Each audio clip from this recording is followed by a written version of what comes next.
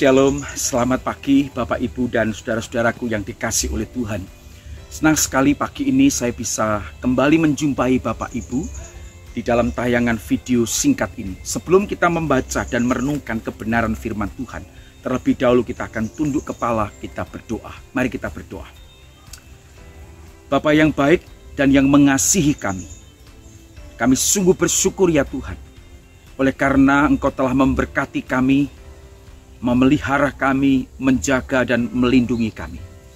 Bahkan kalaupun kami boleh ada sampai hari ini, semua adalah karena berkat dan anugerah Tuhan. Kasih Tuhan yang tidak pernah berkurang di dalam kehidupan kami. Berkat Tuhan yang terus Tuhan sediakan dan siapkan bagi kami, menuntun kami hari ini. Sebentar Tuhan, kami hendak membaca dan merenungkan firman-Mu. Kiranya Tuhan tolong kami, membuka hati pikiran kami, supaya kami dapat mengerti dan memahami kebenaran firman. Roh Kudus akan menolong kami dan menuntun kami untuk menemukan kebenaran-kebenaran sejati yang akan terus menuntun kami di dalam kehidupan kami mengikut Engkau. Terpujilah nama-Mu, di dalam nama Tuhan Yesus kami berdoa. Amin. Saudaraku dikasih oleh Tuhan, pagi ini saya ingin mengajak Bapak Ibu untuk kita bersama-sama membuka Alkitab kita di dalam kitab Efesus pasal yang keempat. Mari kita melihat Efesus pasal 4 ayat yang ketiga sampai dengan ayat yang ketujuh yang akan kita bersama-sama renungkan di pagi hari ini. Efesus pasal 4 ayat 3 sampai dengan ayat yang ketujuh. Demikian bunyi firman Tuhan. Dan berusahalah memelihara kesatuan roh oleh ikatan damai sejahtera, satu tubuh dan satu roh, sebagaimana kamu telah dipanggil kepada satu pengharapan yang terkandung dalam panggilanmu. Satu Tuhan, satu iman, satu baptisan, satu Allah dan Bapa dari semua, Allah yang di atas semua dan oleh semua dan di dalam semua. Ayat yang ketujuh. Tetapi kepada kita masing-masing telah dianugerahkan kasih karunia menurut ukuran pemberian Kristus. Tema kita pada hari ini adalah kesatuan, keberagaman, dan kedewasaan. Setelah minggu yang lalu kita sudah belajar tentang bagaimana hidup kita berpadanan dengan panggilan kita sebagai umat Allah. Ada 4 hal yang minggu yang lalu yang sudah saya sampaikan di dalam renungan, bahwa kita sebagai orang-orang percaya, kita sebagai orang-orang yang sudah dipilih oleh Tuhan, mari kita terus mengusahakan untuk kita hidup rendah hati, lemah lembut, sabar, dan saling membantu di dalam kasih. Hari ini saudara, kita mau belajar. Kita lanjut pada pokok yang lain, bagaimana hidup kita berpadanan dengan panggilan kita. Bagaimana hidup kita sebagai orang-orang Kristen, kita berpadanan dengan panggilan kita di dalam konteks kesatuan, keberagaman, dan kedewasaan. Yang pertama saudara, yaitu tentang kesatuan. Saudara, Tuhan memanggil kita, saudara dan saya, untuk menjadi satu kesatuan di dalam tubuh Kristus. Atau dengan kata lain, Tuhan memanggil saudara dan saya untuk bersatu dalam Kristus. Saudara, ketika kita membaca ayat yang ketiga, maka kita menemukan di sana ada satu kata yang menarik sekali. Dan berusahalah memelihara kesatuan roh oleh ikatan damai sejahtera.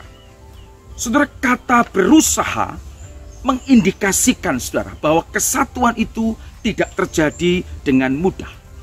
Kesatuan itu tidak terjadi hanya dalam waktu semalam. Kesatuan itu harus diperjuangkan, harus diusahakan, harus juga diupayakan. Dan Rasul Paulus saudara menasihati jemaat di Efesus untuk hidup di dalam kesatuan, yaitu hidup bersatu. Saudara, kesatuan bukan berarti harus semua sama. Kesatuan bukan berarti sama-sama satu suku gitu ya. Kesatuan bukan berarti karena sama-sama petani. Kesatuan bukan berarti harus sama-sama pegawai, harus sama-sama atasan. Kesatuan bukan berarti karena sama-sama orang desa atau sama-sama orang kota. Tetapi kesatuan itu diikat oleh karena kita sama-sama orang yang berdosa dan sudah ditebus oleh Tuhan. Kita semua orang berdosa Dari kalangan manapun kita orang berdosa. Dan kita sudah disatukan oleh Tuhan di dalam tubuh Kristus. Itulah sebabnya amanat khotbah hari ini saudara. Yaitu supaya hidup kita tetap di dalam kesatuan. Saudara, ketika saudara memperhatikan kitab Efesus pasal yang keempat ini, maka saudara akan menemukan kata satu diulang 7 kali. Ini menandakan saudara bahwa penting sekali untuk menjadi satu atau bersatu itu. Maka kita mengenal satu semboyan yang cukup terkenal di bangsa kita Indonesia. Bersatu kita teguh, bercerai kita runtuh. Saudara, apa yang merusak kesatuan? Yang merusak kesatuan sesungguhnya adalah karena ego pribadi.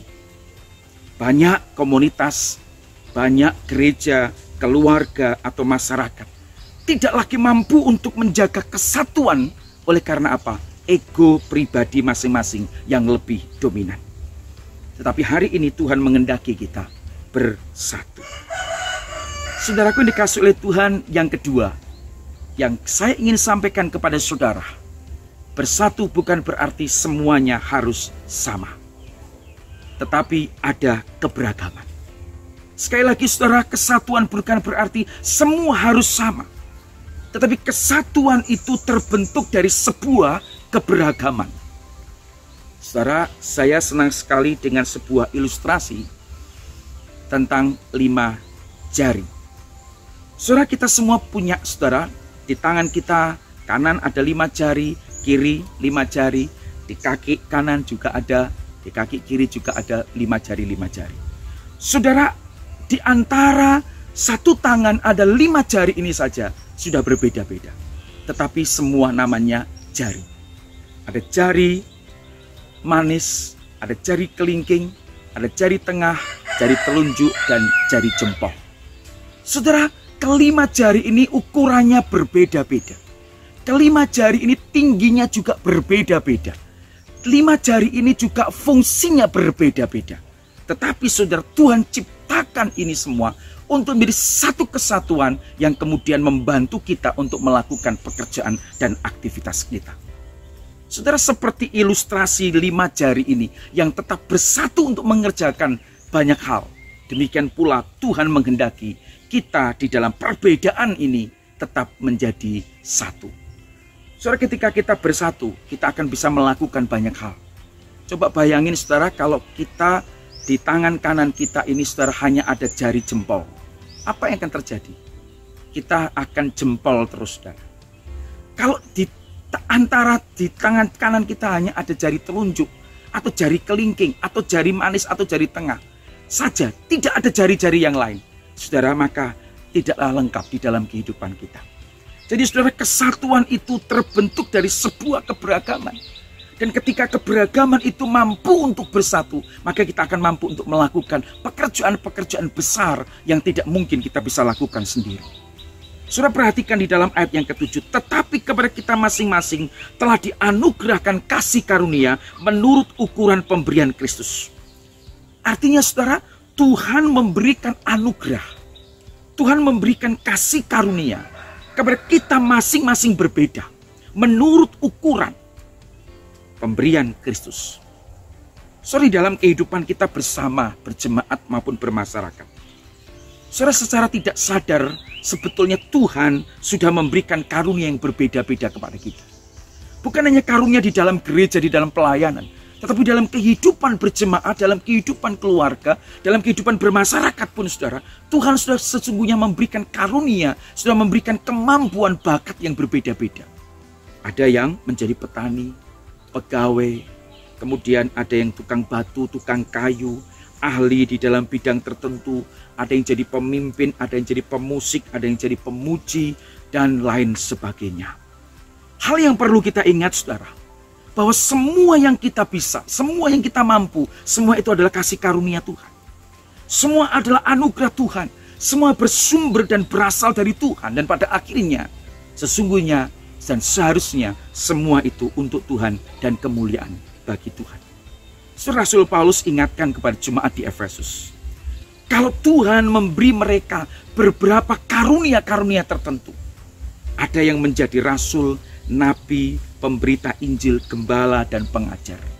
berbeda-beda tugas mereka, berbeda-beda kapasitas mereka, tetapi dengan satu tujuan yang sama, yaitu untuk mengajarkan firman Allah kepada jemaat, sehingga jemaat menjadi bertumbuh di dalam iman dan dapat melayani, diperlengkapi di dalam pelayanan pekerjaan Tuhan. Saudara, sekali lagi, keberagaman bukan satu alasan untuk terpecah-pecahnya sebuah gereja ataupun keluarga. Keberagaman justru akan memperlengkapi satu dengan yang lain, menjadi satu kesatuan yang utuh, sehingga kita bisa mengerjakan banyak pekerjaan besar di dalam kehidupan kita sebagai orang-orang percaya. Tuhan menghendaki untuk kita bersatu di dalam keberagaman. Terakhir, saudara, Tuhan menghendaki saudara dan saya untuk terus bertumbuh di dalam kedewasaan, menjadi semakin dewasa di dalam iman. Dewasa di dalam iman, saudara, bukan bicara masalah umur. Oh, kalau umurnya sudah tinggi, saudara, sudah 50 tahun ke atas atau 65 tahun ke atas, itu imannya kuat, gitu ya. Atau orang yang sudah rambutnya putih, oh imannya kuat. Tidak. Berbicara tentang bertumbuh di dalam iman, tidak berbicara tentang umur. Atau tidak berbicara berapa lama dia menjadi orang Kristen. Kalau sudah puluhan tahun jadi orang Kristen, wah, sudah dewasa imannya, begitu ya. Kalau sudah puluhan tahun jadi orang Kristen, apalagi sudah jadi majelis, jadi pengurus, jadi seorang pelayan Tuhan, oh pasti kuat imannya, pasti dewasa dalam iman. Belum tentu, saudara. Dewasa di dalam iman tidak bicara tentang umur, tidak bicara tentang berapa lama jadi orang Kristen.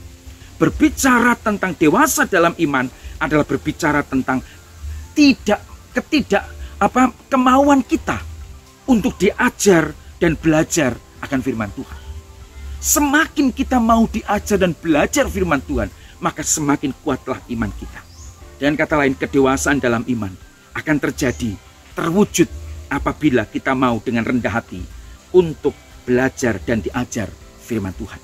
Sehingga saudara dan saya, seperti kata firman Tuhan, tidak lagi menjadi orang-orang Kristen yang kekanak-kanakan, yang mudah sekali tersinggung, yang mudah sekali meninggalkan Tuhan, yang lemah imannya. Tetapi kita menjadi orang-orang Kristen yang tidak lagi mudah diombang-ambingkan oleh berbagai pengajaran, tetapi kita menjadi orang Kristen yang teguh berpegang kepada kebenaran, sehingga kehidupan saudara dan saya menjadi contoh, teladan, dan berkat bagi orang lain. Saudara, hari ini Tuhan ajari kita bagaimana seharusnya kita hidup berpadanan dengan panggilan kita.